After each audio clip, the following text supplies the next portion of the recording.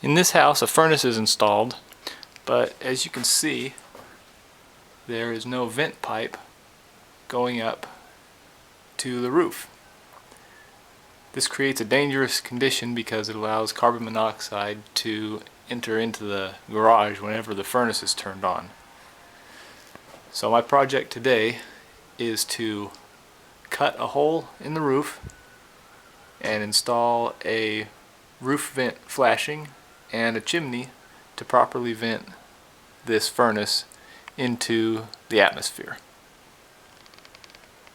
The first thing I need to do is figure out where I need to cut the hole in the roof. If I follow the line straight up from the outlet of the furnace, I can follow it up, and luckily enough there's a sheetrock tape line that just about lines up with where the chimney needs to go. So I can see the vent needs to come out just below the peak of the roof. And if we go the other way, it looks like it needs to come out just to the left side of that roof truss. So once I'm on the roof, I can cut my hole just below the peak of the roof and just to the side of this roof truss. Now up on the roof, I've located where I need to put my hole, and I've set the roof jack flashing piece where it needs to go. I've slid it up underneath this shingle. Before we're done, I need to make this shingle overlap it as well so that the water from the rain will flow down and not get up underneath here and possibly cause a leak. So if I have this shingle overlapping the flashing, that should provide a watertight seal.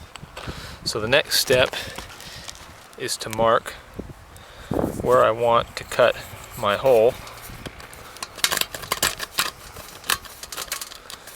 I'll do this with a pencil.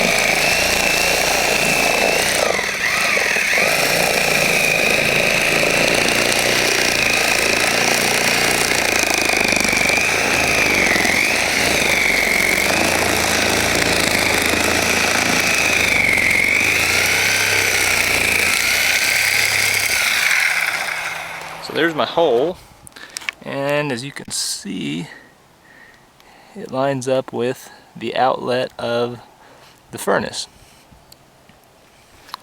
Back down in the garage, I wanted to make sure that my pipe would fit through the hole.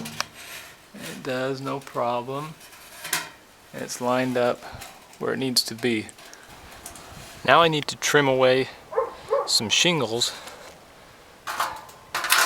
and make it so that this flashing can go underneath this row of shingles and this row of shingles.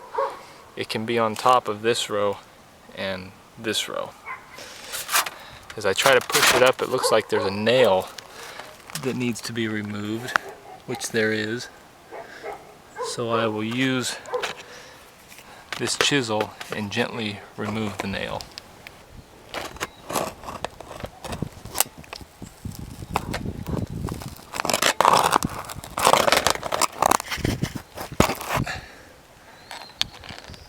So now there aren't any further obstructions, and this flashing should be able to slide up where it needs to be.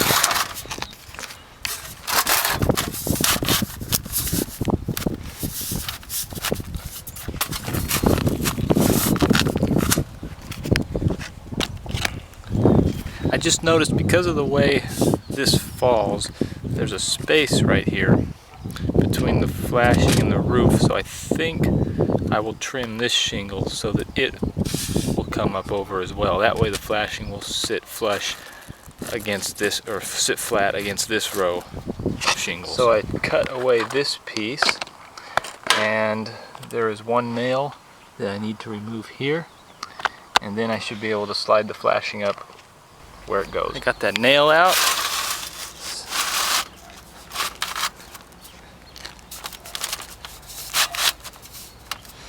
And now I like the way that fits. The next thing I will do is I will use a couple of roofing nails underneath here to hold it in place.